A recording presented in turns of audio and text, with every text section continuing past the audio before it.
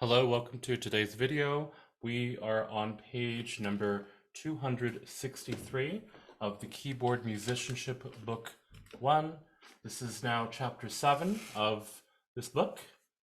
In this book, we're going to be discussing secondary dominants, minor scale review, chord progressions in minor, harmonization, repertoire, musicianship activities, and technique, as we usually have done in the past.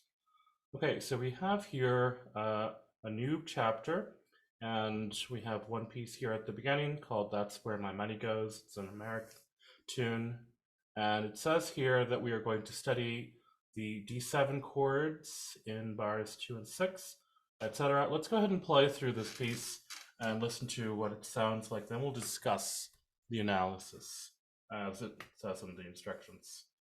1, 2, 3, 4.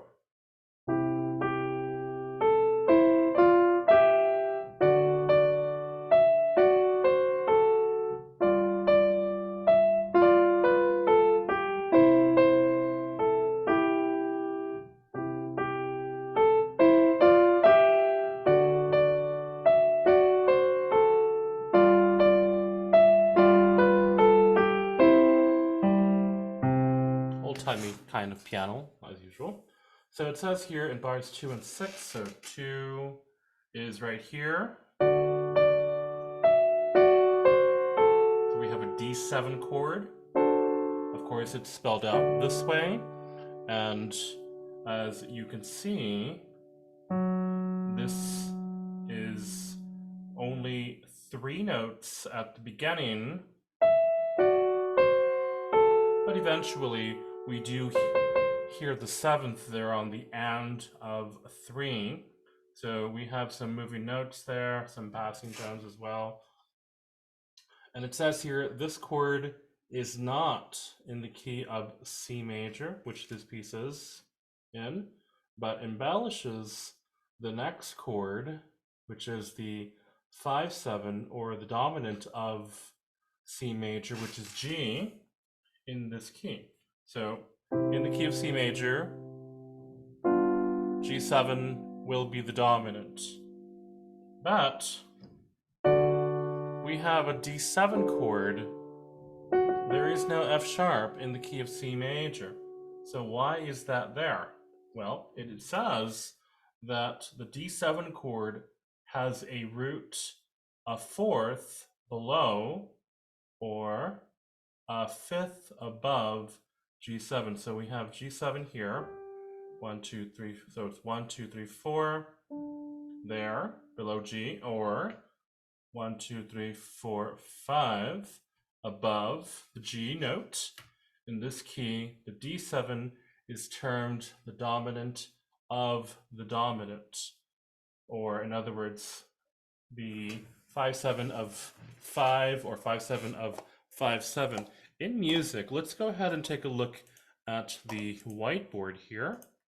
So in music, when we write the dominant of the dominant, we usually like to write it this way.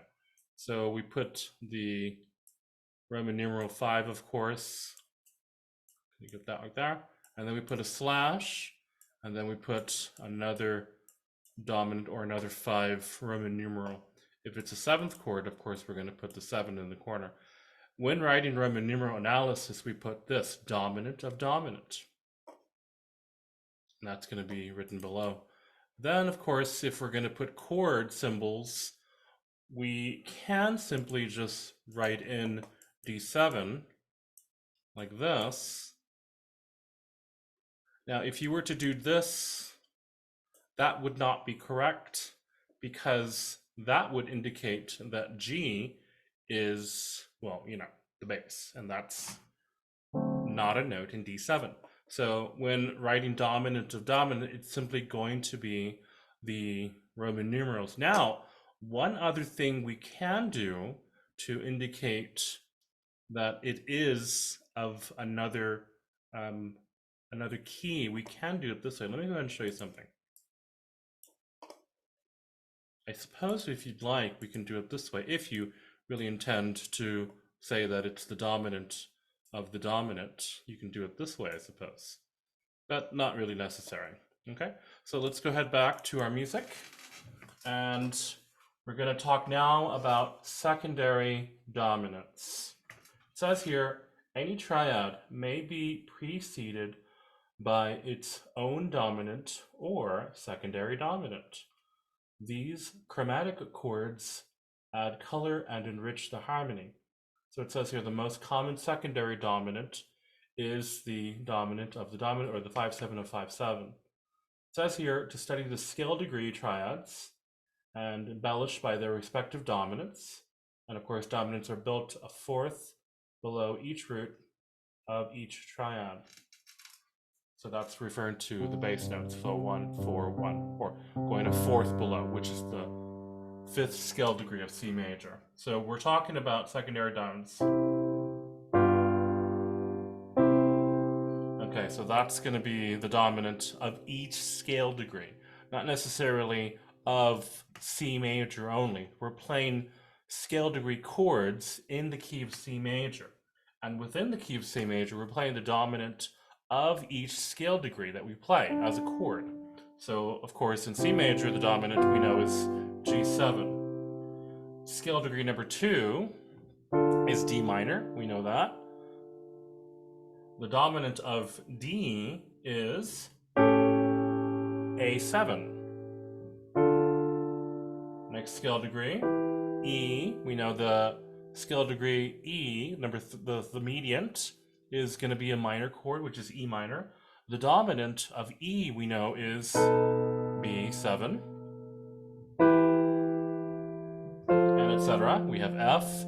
Dominant of F is C7. And then we have the dominant of G, which we know is D7, like we talked about up there. A minor, 7th scale degree. Excuse, 6th scale degree. And that's going to be E7.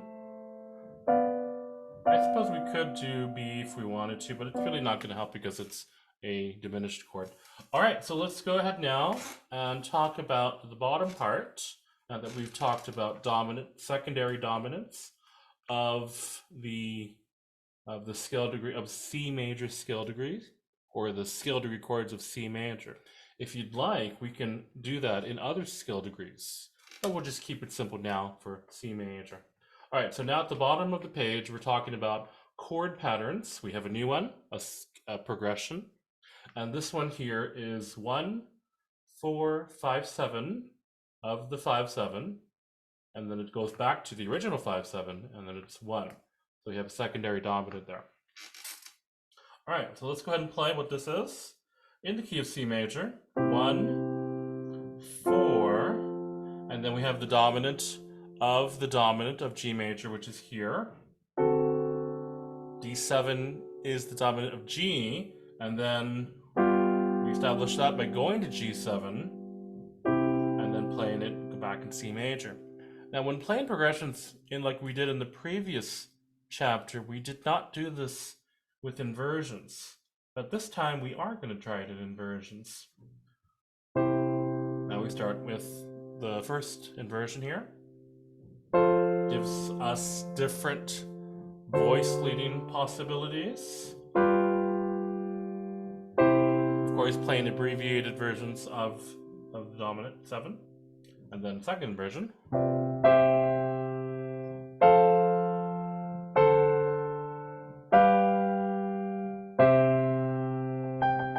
Yep.